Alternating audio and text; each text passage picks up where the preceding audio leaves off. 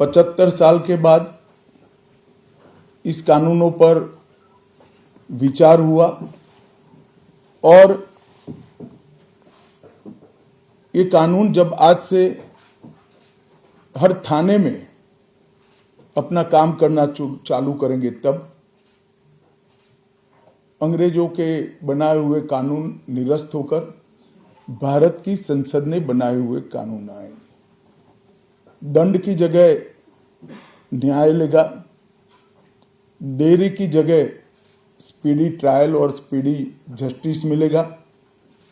और पहले सिर्फ पुलिस के अधिकारों की रक्षा की गई थी, अब पीड़ितों के अधिकारों की रक्षा और जो कंप्लेनेंट है इसके भी अधिकारों की रक्षा करने का काम होगा। तो एक नए नजरिए के साथ ये तीनों कानून आज सुबह से ही, मतलब कल मध्य रात्रि से काम करना शुरू किए हैं। अब इंडियन पिनल कोड, जिसको आईपीसी कहते थे, 1860 से जो कानून था, इसकी जगह बीएनएस भारतीय न्याय संहिता आएगी। क्रिमिनल प्रोसीजर कोड, जिसको सीआरपीसी कहते थे, जो 1898 से अमल में था, इसकी जगह भारतीय नागरिक सुरक्षा संहिता बीएनएस आएंगे। और इंडियन एविडेंस एक्ट 1872 से जो इस देश की क्रिमिनल जस्टिस सिस्टम को गवर्न करता था, इसकी जगह भारतीय साक्ष्य अधिनियम बीएसए लागू होगा। तो बीएनएस, बीएनएसएस और बीएसए के लागू होने से पूरी न्याय प्रणाली का आपराधिक कानूनों की पूर्णतया इसके अंदर हम कह सकते अब भारतीय आत्मा है। इसके ढेर सारे प्रावधान ऐसे किए गए हैं जिससे कई समूहों को फायदा होगा। कई सारी दफाएं जो अंग्रेजों के समय से विवाद में रही, इसको हटाकर आज के समय के अनुकूल धाराएं जोड़ी गई है। और कई सारी ऐसी चीजें जिससे भारतीय नागरिकों को परेशानी थी, इसको हटाकर नए प्रावधान किए गए हैं। सबसे पहले हमने इसमें हमारे संविधान के स्पिरिट के तहत दफाओं की और चैप्टर्स की प्रायोरिटी तय की है। सबसे पहली प्रायोरिटी महिलाओं और बच्चों के अपराध को दी गई है और मैं मानता हूं कि ये करने की बहुत समय से पहले जरूरत थी। एक पूरा अध्याय इसमें जोड़ा गया है जिसमें 35 धाराएं हैं और 13 प्रावधान हैं, जिसमें गैंग रेप के लिए अब 20 साल की सजा या तो कारावास, आजीवन कारावास, नाबालिग के साथ बलात्कार में मौत की सजा, झूठा वादा पहचान छिपाकर शोषण करने वालों के लिए भी अलग से अपराध बनाया गया है। पहले सुप्रीम कोर्ट के जजमेंट से चलता था। पीड़िता का बयान उसके घर पर महिला अधिकारियों की उपस्थिति में और अपने परिजनों की उपस्थिति में लेने का भी प्रावधान किया है। और इसके साथ साथ ऑनलाइन एफआईआर की व्यवस्था से भी ढेर सारी उत्पीड़न का सामना कर रही महिला एम्बरेसमेंट से बच पाएगी, ऐसा हमारा मानना है। सालों से देश भर में मॉब लिंचिंग के अपराध के लिए कानून में कोई प्रावधान नहीं था। प्रावधान करने की मांग होती थी। पहली बार मॉब लिंचिंग को परिभाषित किया गया है। नस्ल, जाति, समुदाय, लिंग, जन्म स्थान, भाषा और अन्य कारणों से जो मॉब लिंचिंग होता है, इसमें 7 वर्ष के कारावास से लेकर मृत्यु की सजा और आजीवन कारावास तक इसके अंदर जोड़ा गया है। तो एक बहुत बड़े समय से जो मांग थी वो पूरी होने जा रही है। रात 2 एक ऐसा कानून था जो अंग्रेजों ने अपने शासन की रक्षा के लिए बनाया। चाहे महात्मा गांधी हो, चाहे तिलक महाराज हो, चाहे सरदार पटेल हो, सभी लोग यही कानून के तहत 6-6 साल की सजा काटे थे। इसी कानून के तहत केसरी पर प्रतिबंध लगाया गया था। वो अपने राज्य की सुरक्षा के लिए अंग्रेजों ने बनाया हुआ कानून था। राजद्रोह को हमने जड़ से समाप्त कर दिया है और देश विरोधी हरकतों के लिए नई धारा लेकर आए हैं। पहले सरकार के खिलाफ स्टेटमेंट देना गुनाह था, अब भारत की एकता और अखंडता को क्षतिग्रस्त करने के लिए ये कानून अमल में आएगा। तो आज़ादी के इतने सालों के बाद ये कानून में बदलाव हुआ है, जो एक बहुत बड़ा परिचायक है हमारे संविधान के स्पिरिट का। मैं आप सभी के सामने बड़े विश्वास के साथ कहता हूं कि ये तीनों कानूनों के पूर्ण स्पिरिट के साथ देश भर में लागू होने के बाद ये कानून सबसे आधुनिक न्याय प्रणाली का सर्जन करेंगे। टेक्नोलॉजी को हमने न केवल अपनाया है, आने वाले 50 सालों तक टेक्नोलॉजी में जो भी अनुसंधान होने की संभावनाएं हैं, इस सबको कानून के अंदर हमने व्याख्या के तौर पर समाहित किया है, जैसे आने वाले समय में भी जो अनुसंधान होंगे वो व्याख्यायित किए गए। ये विश्व की सबसे आधुनिक न्याय प्रणाली बनेगी, इसका मुझे विश्वास है। कंप्यूटराइजेशन की प्रक्रिया ऑलरेडी पूरी हो गई है। 99.9% थाने कंप्यूटराइज हो चुके हैं। ई रिकॉर्ड जनरेट करने की प्रक्रिया भी हमने 2019 से ही चालू कर दी थी। Zero FIR, e FIR, chargesheet और जवाब, ये सभी डिजिटल होगा। किसी को बड़े बड़े जेरोक्स निकालकर करने की जरूरत नहीं है। 1 लाख पेज की चार्जशीट भी एक छोटे से पेन ड्राइव से जजेस के सामने जाएगी और पक्षकर्ताओं को दिए जाएगी। 90 दिन के अंदर इस कानून में पीड़ित को, जिन्होंने न्याय की गुहार की है, उनको अपने केस का प्रोग्रेस ऑटोमेटिकली ऑनलाइन भेजा जाएगा। हमने इसके अंदर 7 साल और उससे ज्यादा सजा वाले सभी गुना में फॉरेंसिक की टीम की विजिट को कंपलसरी कर फॉरेंसिक एविडेंस को कानूनी जामा पहनाने का काम किया है। मैं मानता हूं कि इससे बहुत फायदा होगा। दोष सिद्धि का प्रमाण हम बहुत आगे तक ले जा पाएंगे। साक्ष्यों की रिकॉर्डिंग और जांच पड़ताल में रिकॉर्डिंग की अनुमति दी है। वीडियोग्राफी को सर्च और सीजर के वक्त पर अनिवार्य किया है, जिससे किसी को फंसाने की कोई साजिश न हो पाए। ई बयान बलात्कार की पीड़िता का या छेड़खानी की पीड़िता का ई बयान को भी कानूनी माना गया है और कोर्ट में ऑडियो वीडियो के माध्यम से पेशी करने का भी प्रावधान हमने किया है। ई पेशी में गवाह, आरोपी, विशेषज्ञ और पीड़ित सभी को कानूनी जामा पहनाने का काम किया है। इसमें जो फॉरेंसिक विजिट को अनिवार्य बनाया गया है, इसको हमने दूरदर्शिता पूर्वक काम कर नेशनल फॉरेंसिक साइंस लेबोरेटरी 2020 में बनाकर इसके लिए ट्रेन मैन पावर का सर्जन का काम ऑलरेडी कर चुके हैं। मुझे पूरा भरोसा है कि 3 साल के बाद इस देश में हर साल 40,000 से ज्यादा ट्रेन मैन पावर का फोर्स हमारी कानूनी क्रिमिनल जस्टिस सिस्टम की सेवा में उपलब्ध होगा। कन्विक्शन का रेशियो इसके माध्यम से 90% तक ले जाने का हमने प्रावधान किया है और फॉरेंसिक इंफ्रास्ट्रक्चर को बढ़ाने के लिए अभी हमारी कैबिनेट ने निर्णय किया है और 9 राज्यों में फॉरेंसिक साइंस यूनिवर्सिटी के कैंपस खोले जाएंगे और 6 सेंट्रल फॉरेंसिक लेबोरेटरीज को भी हमने करा है। ये कानून विक्टिम सेंट्रिक है। पहले दिनों तक किसी को पुलिस ले जाती थी, परिवार वालों को कोर्ट में आना पड़ता था। अब हमने कंपलसरी किया है कि हर थाने में रजिस्टर होगा और ई रजिस्टर भी होगा कि कौन सा अपराधी पुलिस की कस्टडी में है, जिससे हेबियस के माध्यम से कोर्ट में नहीं जाना पड़ेगा। तलाशी और रेड दोनों स्थिति में वीडियोग्राफी की जाएगी, जिससे पुलिस के अधिकारों का दुरुपयोग न हो पाए।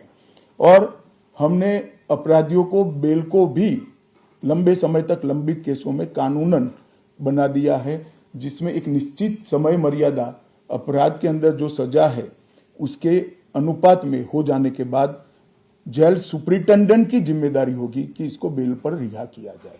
तो इसके लिए कोर्ट में किसी को जाने की जरूरत नहीं पड़ेगी।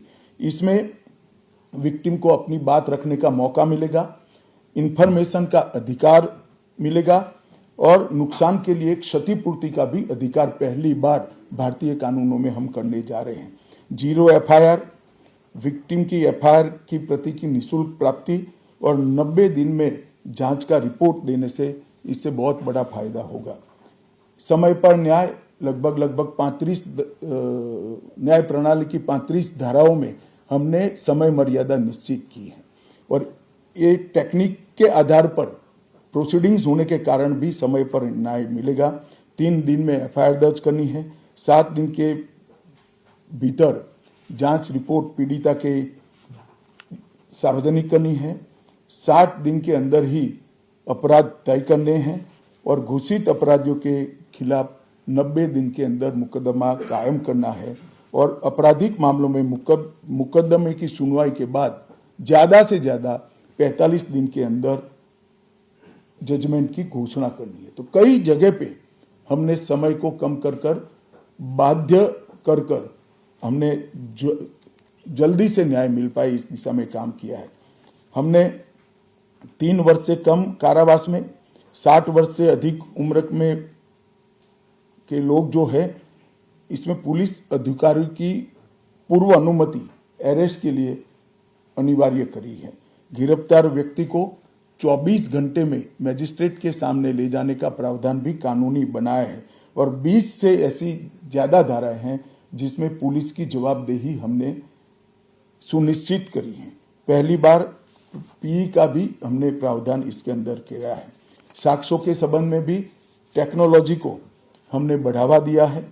इलेक्ट्रॉनिक साक्ष्यों के प्रति विश्वसनीयता बढ़े इसके लिए कानूनी प्रावधान कड़े किए हैं। सर्वर लॉग, स्थान संबंधी साक्ष्य और वॉइस मेल, ये सब की व्याख्याएं की गई है। अब न्याय प्रक्रिया संविधान की 8वीं अनुसूची में आने वाली सभी भाषाओं में काम करती हो जाएगी।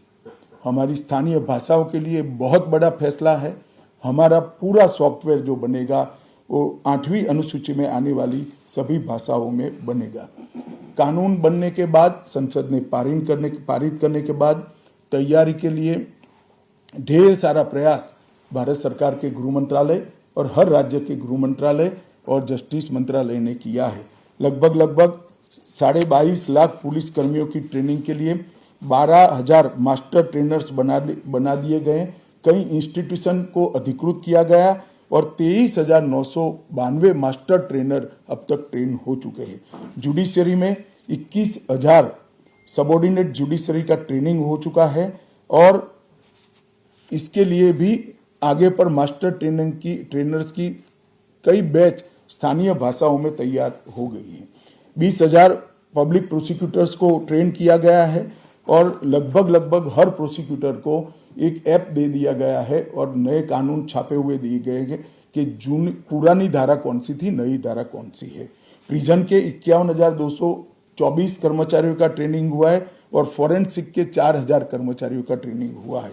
कुल मिलाकर ट्रेनिंग की संख्या पुलिस में 6 लाख, प्रोसिक्यूशन में 4,000, जुडिशरी में लगभग 20,000, फॉरेंसिक में भी 4,000 और प्रिजन में 10,868 मास्टर ट्रेनर अभी काम कर रहे हैं। मित्रों, ये संहिता के लिए कुछ विपक्ष के मित्र अलग अलग बातें मीडिया के सामने रख रहे हैं कि अभी ट्रेनिंग नहीं हुई है, चर्चा नहीं हुई है। मैं आप सभी को बताना चाहता हूं कि लोकसभा में कुल मिलाकर 9 घंटा और 29 मिनट चर्चा हुई है। 34 सदस्यों ने इसके अंदर पार्टिसिपेट किया है। राज्यसभा में 6 घंटा और 70 मिनट चर्चा हुई, 40 सदस्यों ने पार्टिसिपेट किया है। एक ये भी झूठ चलाया जा रहा है कि सबको बाल निकालने के बाद ये बिल लाया गया। बिल बिजनेस एडवाइजरी कमेटी में पहले से निश्चित था। मेरा ये स्पष्ट मानना है कि 14 तारीख से ही विपक्ष ने सदन का बहिष्कार करने जैसी हरकतें करी थी और शायद वो हिस्सा लेना नहीं चाहते थे।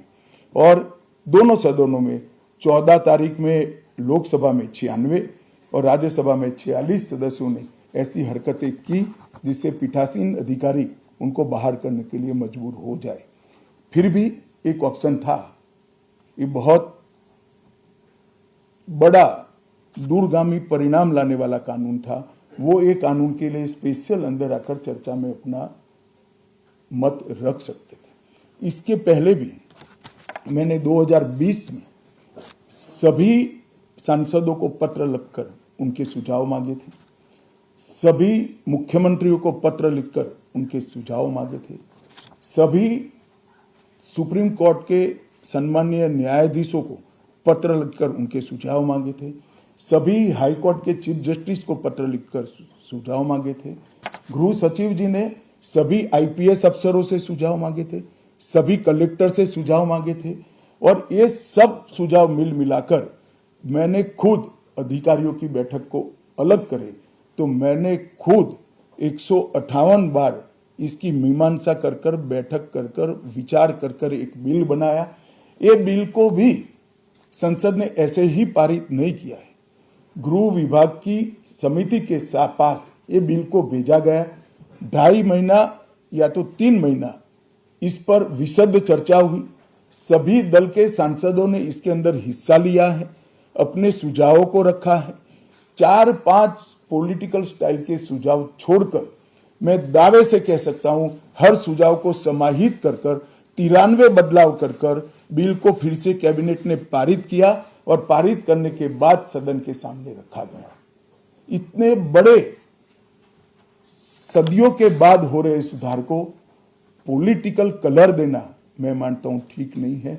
मेरे तो सभी विपक्ष के साथियों से विनती है, पॉलिटिक्स करने के ढेर सारे मुद्दे हैं, आराम से करिए पॉलिटिक्स, कोई चिंता नहीं, हम भी जवाब देंगे। मगर ये कानून देश के 140 करोड़ नागरिकों को संविधान का जो स्पिरिट है, न्याय और आत्मसम्मान, वो समय पर दिलाने की एक एक्सरसाइज है। तो आप सभी लोग इसमें कोऑपरेट करिए और मैं मानता हूं कि जिसको भी कुछ कहना है, मेरा दफ्तर हमेशा खुला है, मैं अवेलेबल हूं। मिलने से पहले रोड पर जाना मैं मानता हूं ठीक नहीं है। चर्चा करनी चाहिए, कुछ भी हो बात करनी चाहिए।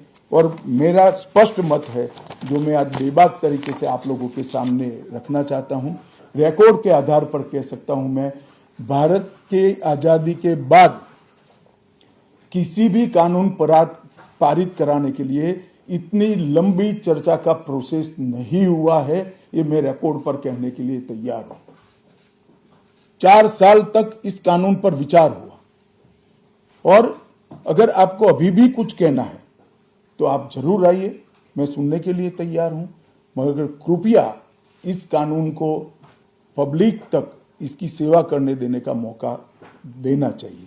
समय पर न्याय मिलेगा तो देश का भला होगा, संविधान की सुरक्षा और आत्मसम्मान की भावनाओं को नागरिक प्राप्त कर पाएंगे तो देश का भला होगा।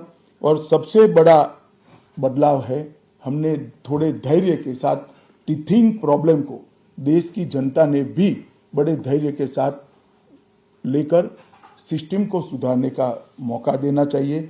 और मैं सभी दलों से भी कहना चाहता हूं कि राजनीति से ऊपर उठकर आप इसका समर्थन करिए और जो भी सुझाव जनता के हित में है लेकर आइए। हम इस पर चर्चा करने के लिए तैयार हैं। आप लोगों के मन में कोई बात है तो आप जरूर पूछ सकते हैं।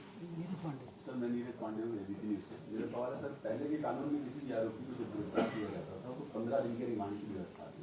अभी जो नया कानून है उसमें गिरफ्तारी के 60 दिनों तक कभी भी या तो एक साथ या हिस्सों में बुलाकर रिमांड पे लिया जा सकता है। इससे फायदा क्या होगा? नहीं, मैं आपको समझाता हूं। ये भ्रांति फैलाई गई है कि रिमांड का समय बढ़ाया गया है।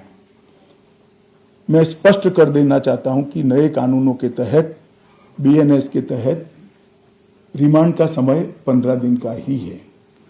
मैं आप लोगों के सामने डिटेल में बताना चाहता हूं। आरोपी को आज पुलिस ने कस्टडी में लिया कोर्ट ने रिमांड दे दी और आरोपी अस्पताल में भर्ती हो जाता है और 15 दिन तक अस्पताल में रहेगा, तो क्या इसकी पूछताछ ही नहीं होगी?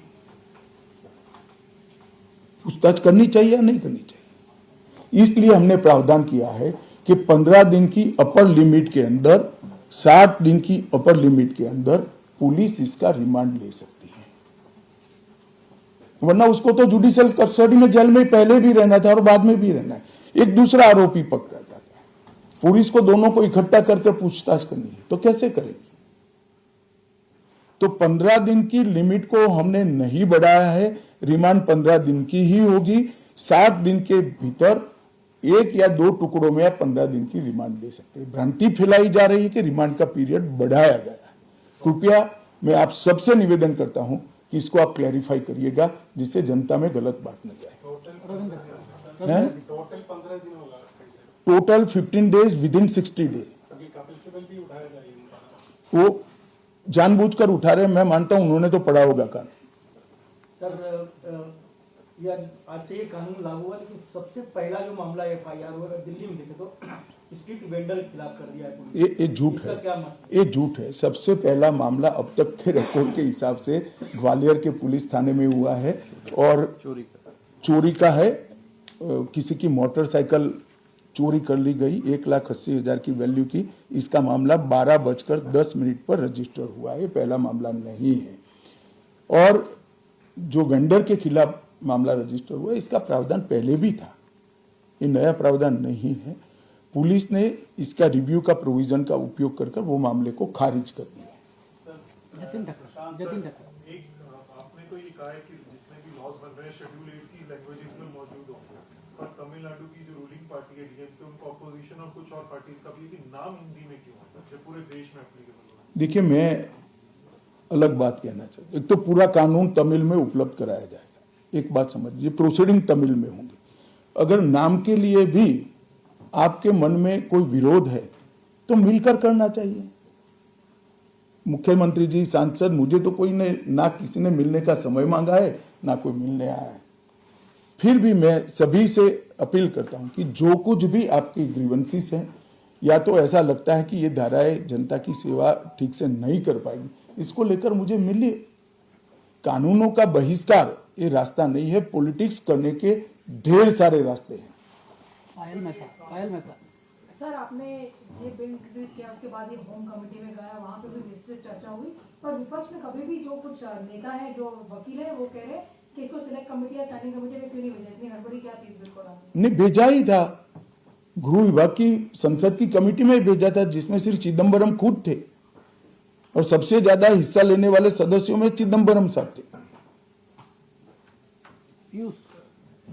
और कांग्रेस पार्टी ने पहले चिदम्बरम जी नहीं थे तो उसको रखा स्पेशली। स्पीकर ने अनुमति भी दी कि ठीक है भाई, इनका अनुभव है, लॉयर है, तो असिस्ट करेंगे कमेटी को। स्टैंडिंग कमेटी में नहीं भेजा, सिलेक्ट कमेटी। क्या फर्क पड़ता है स्टैंडिंग कमेटी? इसमें भी प्रो रेटा मेंबर है, सभी दलों के सदस्य थे। चलो पीयूष, वहां तक भी बड़ा आरोप लगाया जा रहा है विपक्ष के द्वारा कि सभी कानून ड्रैकोनियन है, और दूसरा ये कि ये कानून के माध्यम से सरकार जो है हिंदुस्तान को एक पुलिस स्टेट में कन्वर्ट करना चाहती है। क्या कहते हैं? देखिए, मैंने आज आपको एक नोट भी गृह विभाग के माध्यम से अधिकृत नोट दिया जाएगा, जो मेरा आप सभी से निवेदन है कि इसको आप कृपया आप सबके अखबार और टीवी चैनल्स के अंदर जनता के लिए रखें। ड्रैकोनियन कानून तो वो थे जिसको हटाया गया है। ये कानून तो भारत की संसद ने और भारत की न्याय प्रणाली को आधुनिक बनाने वाले हैं, जिसमें पीड़ितों के अधिकार की रक्षा की गई। आप मुझे बताइए, पहले दिनों तक कस्टडी में रखने के बाद कोई परिजनों को जवाब नहीं देता था, हेबियस कर सुप्रीम कोर्ट या हाई कोर्ट में आते थे। हमने प्रावधान करा कि ऊपर एक रजिस्टर रखना पड़ेगा कि मेरी कस्टडी में फला फला व्यक्ति है। इससे पुलिस राज बढ़ेगा या कम होगा? कई सारी कोर्ट में फरियाद आती थी, सच झूठ तो कोर्ट को तय करना होता है, मगर कंप्लेंट्स आती थी कि पुलिस ने ये मेरे घर में रख दिया और मुझ पर आरोप लगा दिया। उस वक्त वीडियोग्राफी करना ये पुलिस राज को बढ़ावा देगा या कम करेगा? 24 घंटे में अपराधी को न्यायाधीश के सामने ले जाना ये पुलिस राज को कम करेगा या बढ़ाएगा?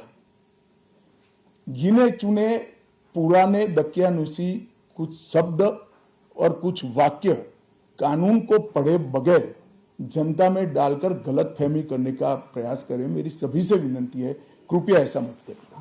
प्रशांत प्रशांत न्यूज़ 24 सर मेरा सवाल ये है कि आप जो कंप्लेनेंट FIR लॉन्च करें, एंड रिजल्ट में उसको जो रिलीफ चाहिए, लंबी लड़ाई होती है, उसके नीचे जो काम करने वाला सिस्टम का ढांचा तो वही है, उसको कैसे उस पर relief ऐसा नहीं है, सिस्टम के ढांचे पर कोई समय मर्यादा तय नहीं थी। अब पुलिस से लेकर जुडिशरी तक सबकी समय मर्यादा तय हुई है और टेक्नोलॉजी का हम उपयोग कर रहे हैं।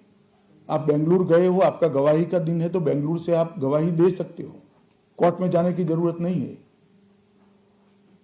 मगर ये पूरी प्रक्रिया को अप्लाई होते होते, टेक्नोलॉजिकल अपग्रेडेशन और सारे होते होते 3 या 4 साल लगेंगे। मैं आपको और आपके माध्यम से देश की जनता को विश्वास दिलाना चाहता हूं कि ये कानूनों के पूर्ण इंप्लीमेंटेशन के बाद किसी भी FIR का सुप्रीम कोर्ट तक 3 साल के अंदर न्याय मिलने की प्रक्रिया पूरी हो जाएगी और मैं सोच समझ कर कह रहा हूं इसको। जी मैं रविकांत हूँ, टाइम्स ऑफ भारत से। सर तीनों कानून लागू हुए, इम्प्लीमेंट हो गए हैं, तो आपको क्या लगता है कि ये ऑपोजिशन जानबूझकर किस तथ्यों के आधार पर विरोध करे या सिर्फ राजनीति के लिए मामला उठाया जा रहा है? देखिए, मैं इस पर टिप्पणी नहीं करना चाहता। मैं आप सबके माध्यम से अपील करना चाहता हूं कि जिसको भी मिलना है मैं तैयार हूं, हम मिलेंगे भी और समीक्षा भी करेंगे और इसमें कृपया राजनीति नहीं करनी। हमें एक जो कंसर्न आ रहा था विपक्ष की तरफ से वो ये था कि पेंडेंसी ऑफ केसेस और 2 पैरेलल क्रिमिनल जस्टिस सिस्टम होंगे, क्योंकि जो पुराने वाले केसेस रजिस्टर हुए हैं वो पुराने केसेस की तरह चलेंगे और जो नए वाले हैं वो नए की तरह। देखिए, जहां तक पेंडेंसी ऑफ केसेस का सवाल है, इस देश में सबसे ज्यादा शासन करने वाली पार्टी कांग्रेस है, तो वो हम पर नहीं मर सकते। पेंडेंसी ऑफ केसेस को कम करने के लिए ही ये कानून लाए हैं और मैं स्पष्टता कर दूं पुराने और नए कानून के लिए, गुनाह की तिथि 1/7/2024 के पहले की होगी। इसमें पुराने कानून के तहत प्रक्रिया चलेगी और 1/7/2024 के बाद होने वाले हर गुनाह को ये तीनों नए कानूनों के हिसाब से चलाया जाएगा। इसमें कोई कंफ्यूजन नहीं। सर ये आपने बोला कि तमिलनाडु के MPs को अगर नाम से कोई ऑब्जेक्शन है तो वो आके मुझसे मिले, तो क्या अगर वो आपसे मिलेंगे तो क्या is government open to their suggestion? भैया मिलने तो दो, वो क्या लेकर आएंगे बताएंगे। तुम यहाँ कहाँ निर्णय करा रहे हो? सर मैं यकीन हूँ न्यूज़ 18 इंडिया से। विपक्षी दल कह रहे हैं कि वो जहाँ जहाँ उनकी सरकार है वो इस कानून के खिलाफ अपनी विधानसभा में प्रस्ताव पारित करेंगे और राष्ट्रपति तक सुप्रीम कोर्ट में मामला ले जाएंगे। चलो, ये तो लोकतांत्रिक प्रक्रिया है, सबको अपना अपना अधिकार है। सर आप कोई सर इसमें एक जो बात कही जा रही है कि टेक्नोलॉजी का इस्तेमाल होगा और हर थाने तक उनको टेक्नोलॉजी दिया जाएगा, लेकिन अभी भी सब थानों में ये पहुंचा नहीं है, तो कैसे?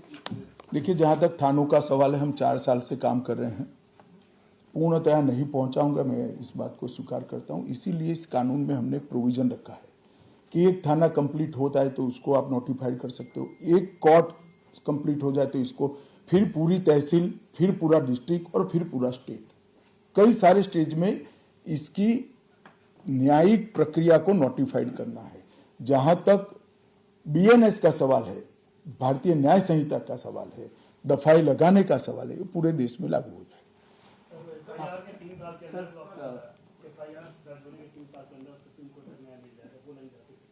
वो क्लियरिटी मैं आप सभी के माध्यम से देश की जनता को विश्वास दिलाना चाहता हूं कि इस कानून के संपूर्ण इम्प्लीमेंटेशन के बाद और कुछ तकनीकी तैयारियां करनी है, ये तकनीकी तैयारियां होकर थाना और कोर्ट नोटिफाइड होने के बाद किसी भी न्याय मांगने वाले व्यक्ति को FIR की डेट से 3 साल के अंदर सुप्रीम कोर्ट तक न्याय मिल जाएगा, इसका मुझे भरोसा है और कानूनों में इस प्रकार का हमने प्रावधान किया है। सर मैं दैनिक भास्कर से हूं मुकेश। देखिए, मैं मानता हूं कि हम 15 अगस्त के पहले सारे यूटी में इसको कंप्लीट कर देंगे। यूटी में दिल्ली भी आता है और उसके बाद हर जिला एक एक तैयार होता जाएगा। वो होता है इम्प्लीमेंटेशन। आप पहले समझ लीजिए, बीएनएस और बीएनएसएस, इसके लिए इम्प्लीमेंटेशन में कुछ तैयारी की जरूरत नहीं है। जहां तक बीएसए, भारतीय साक्ष्य अधिनियम है, इसके लिए कोर्ट में काफी सारी तैयारी करनी है, मगर 2020 से ही सुप्रीम कोर्ट के साथ चर्चा कर सुप्रीम कोर्ट मॉडर्नाइजेशन का एक बड़ा प्रोग्राम ली है और वहां पर भी काफी सारा काम हो चुका है, सॉफ्टवेयर भी तैयार हो चुके हैं। सर भास्कर सिंह में मुकेश कौशिक, एक डिस्क्रिपेंसी है कि पुराने कानून में ये प्रोविजन था कि अगर कोई पुरुष के साथ दुराचार करता है तो उसका सेक्शन 377A था, वो खत्म हो गया, लेकिन उसके बाद कुछ मामले ऐसे आ गए हैं जो इस तरह के केस दर्ज हुए। क्या कोई संशोधन का प्रस्ताव है? संशोधन तो नहीं, मगर इसमें सुप्रीम कोर्ट का एक जजमेंट भी है, इसके इंटरप्रिटेशन का सवाल है। हम सुप्रीम कोर्ट से चर्चा जरूर करेंगे इसमें। सर ये आपने जो कहा कि तमिलनाडु के एमपीज आकर मिल सकते हैं आपसे, कुछ ऑल पार्टी ऐसी मीटिंग भी हो सकती है अगर कोई बुलाने का आपका? ऑलरेडी हो चुकी है, ऑल पार्टी कमेटी में होती ही है। और आपको सबसे पहले बड़ी संशय लगता है, आप मिल जाओ मुझे अकेले में। आप कुछ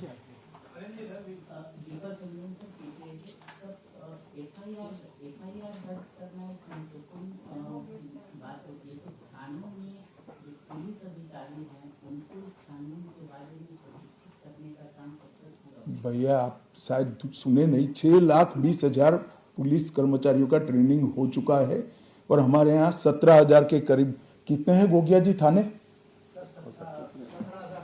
17,000 थाने हैं, उसमें 6 लाख कर्मचारियों का ट्रेनिंग कंप्लीट हो चुका है नीलू जी दैनिक जागरण और रिफ्रेशर कोर्स भी हो चुका है। सर मैं नीलू रंजन दैनिक जागरण से। सर आज से लागू हुआ है तो कितने कोर्ट या कितने थाने नोटिफाइड हो गए हैं जो इसको पूरा से काम करने लगे हैं? और फॉरेंसिक का बहुत महत्व है। जनवरी में आपने कहा था कि केवल 75 जिलों में, जो आपको 85 जिले हैं पुलिस के, उसमें फॉरेंसिक मोबाइल बैंक है। अब कहाँ तक वो बात पहुंची है, कितने जिलों में? देखिए ऐसा है कि मैंने जो कहा वो तैयारी में समय लगेगा। तब तक दिल्ली में एक हमने मॉडल लिया है जिसमें फॉरेंसिक अधिकारियों को किट के साथ तैयार करा है। ज्यादातर मामलों में फॉरेंसिक वैन की जरूरत नहीं, किट से भी हम सैंपल ले सकते हैं और इसकी एक संपूर्ण योजना बनाकर इसका पूरा ट्रेनिंग हो चुका है। और हमारी जो यूनिवर्सिटी है, फॉरेंसिक साइंस यूनिवर्सिटी, इसने इसका पूरा सिलेबस भी बनाया है और पुलिस, कोर्ट और वकील तीनों का ट्रेनिंग भी किया है। सर क्योंकि आज से ये तीनों कानून लागू हो चुके हैं देश के अंदर, आपने कई फीचर्स और कई धाराएं बताई हैं जो कई लोगों को सहूलियत भी देंगे। गृह मंत्रालय का क्या एस्टिमेट है कि अपराध इससे कितना कम हो जाएगा देश के अंदर आने वाले कुछ समय? देखिए इमीडिएट मैं कुछ कह नहीं सकता, परंतु इससे दोष सिद्धि का प्रमाण जब बढ़ेगा, 90% तक लोगों को सजा कर पाएंगे, तो निश्चित रूप से अपराध कम होगा। इसके अंदर कई धाराओं में बार बार अपराध करने वालों के लिए ज्यादा सजा का भी हमने प्रावधान किया है। बार बार जो सजा करते हैं, आदतन अपराधी है, उनके लिए भी एक प्रोविजन किया है।